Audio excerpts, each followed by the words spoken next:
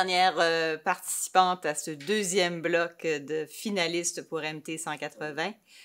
Tansley David de l'Université de la Saskatchewan pour la thèse intitulée « Rêve d'archives, analyse de l'usage des documents d'archives dans la littérature française contemporaine » chez Pascal Quignard et Pierre Michon. À vous.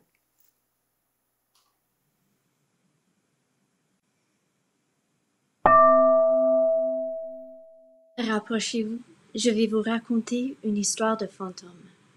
J'ai découvert l'art très jeune chez ma grand-mère.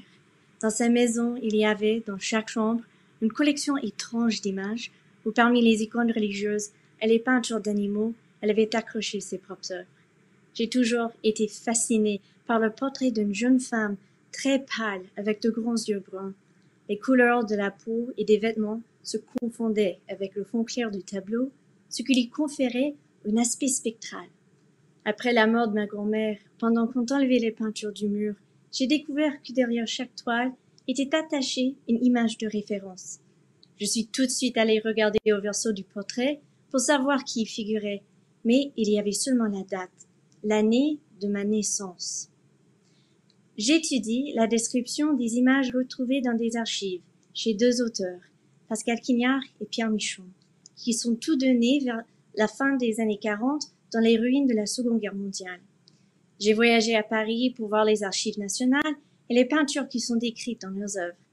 Mais ces archives sont incapables de nous montrer le processus de la création derrière ces images. Elles ne peuvent qu'attester du produit de cet acte.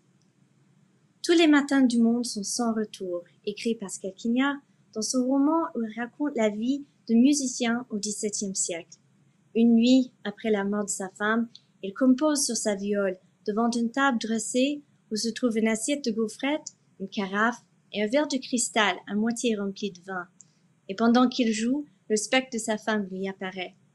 Le lendemain, il se précipite dans l'atelier d'un peintre et lui commande une toile qui représente la table pour commémorer cette apparition, mais est absente la présence spectrale. Derrière l'image conservatrice qu'on a des archives se cache une pulsion destructrice, car pour créer archives, il faut autant abandonner que conserver. De cette façon, l'oubli fait partie de la structure même de la mémoire. Au Louvre, j'ai pu contempler ce tableau Nature morte aux gaufrettes qui a été transformé par la lecture de cette histoire. J'ai été frappée par l'intensité des couleurs sur le fond noir, mon ombre sur la vitre faisant office d'une présence invisible qui la hantait. On ne vit plus de la même façon, ce qui ne s'archive plus de la même façon. Et donc la question de l'archive n'est pas une question du passé, mais c'est une question de l'avenir. Quignard écrit « Il y a des absents sans retour, des effacés au souvenir du monde.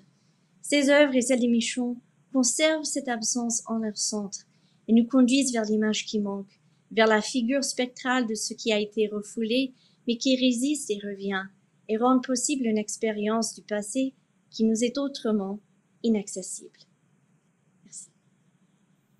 Merci Tansley, on a vraiment vu la présence spectrale émerger dans l'image pendant que vous parliez.